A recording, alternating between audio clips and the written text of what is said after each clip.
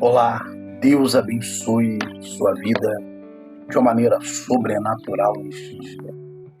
Quero trazer aqui uma reflexão sobre o Evangelho de Mateus, você que vem acompanhando conosco essa leitura, os 28 capítulos, encerramos no dia de ontem.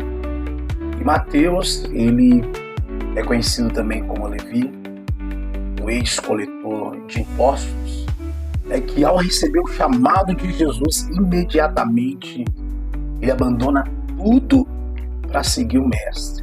Se torna um discípulo, mais tarde se torna um apóstolo. Este evangelho é escrito aos judeus. O propósito da escritura do evangelho de Mateus é provar que Jesus ele era o Messias, o Rei eterno. E o Evangelho de Mateus foi escrito aproximadamente 60 a 65 anos depois de Cristo. Mateus ele usa uma linguagem messiânica, mostrando uma expressão a todo tempo nas Escrituras, chamando Jesus de filho de Davi.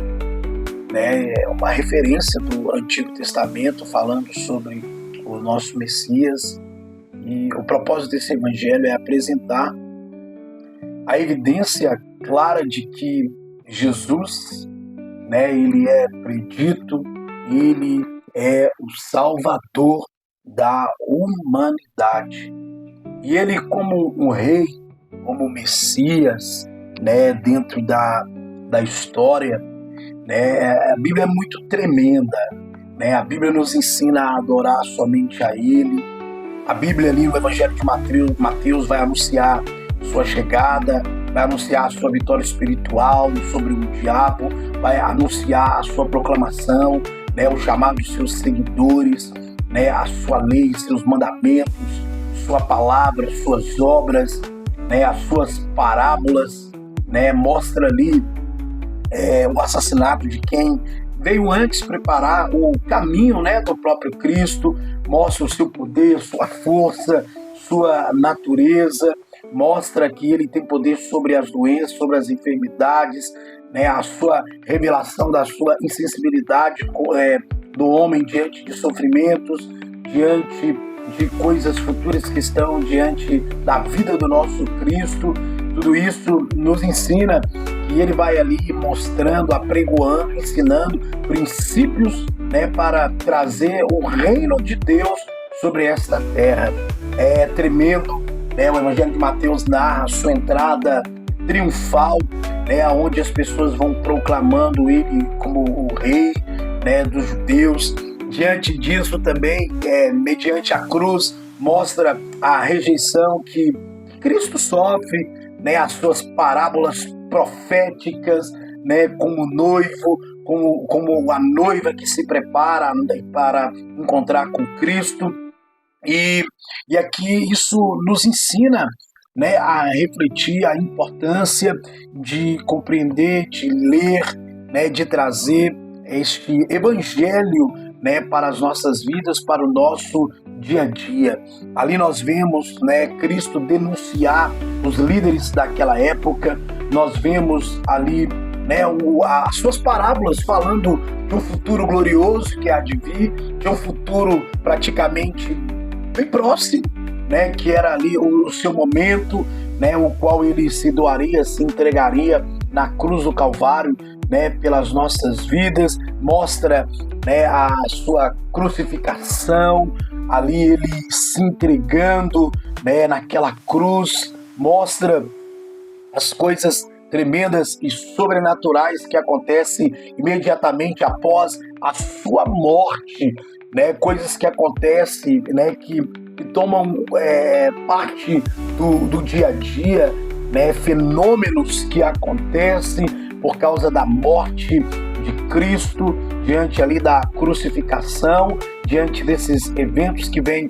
acontecendo, e depois sua ressurreição e a comissão de seus discípulos, que eu e você possamos refletir naquilo que Cristo né? Ele quer falar conosco neste Evangelho, no nome do Senhor Jesus.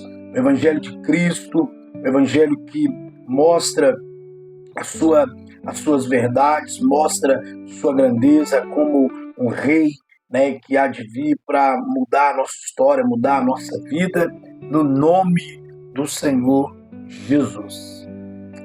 Deus abençoe sua vida poderosamente. E aqui, queridos, eu quero trazer também uma reflexão, tanto desse evangelho tremendo, que é Mateus. Jesus, ele nos oferecendo descanso. E pense em algo que eu vou dizer para você hoje, nesse dia. Você está cansado ou você está desconectado? Talvez o que esteja te esgotando não seja o volume de tarefas, mas a distância da fonte que pode te sustentar diante de todas as coisas. Que fonte é essa? É o próprio Cristo. É o próprio Deus. Não é sobre fazer coisas demais, né? Muitas coisas. É sobre estar longe dessa presença, desse Deus eterno, desse Rei que se revela a eu e a você. Você pode até, talvez, estar aí agora, rodeado de inúmeras pessoas. Talvez você possa também estar envolvida, de uma maneira muito eficaz, ministerialmente. Talvez envolvimento no trabalho, no serviço. E ainda assim, você está desconectado da presença que te restaura, da presença que te levanta, da presença que te ergue.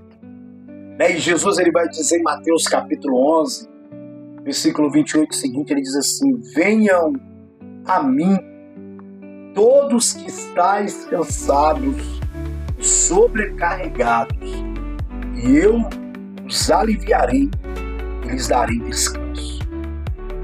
Jesus não te chama primeiro para trabalhar. Ele chama eu e a você para descansarmos nele. Porque é dele que vem toda a força que pode renovar a minha vida e sua vida a cada dia.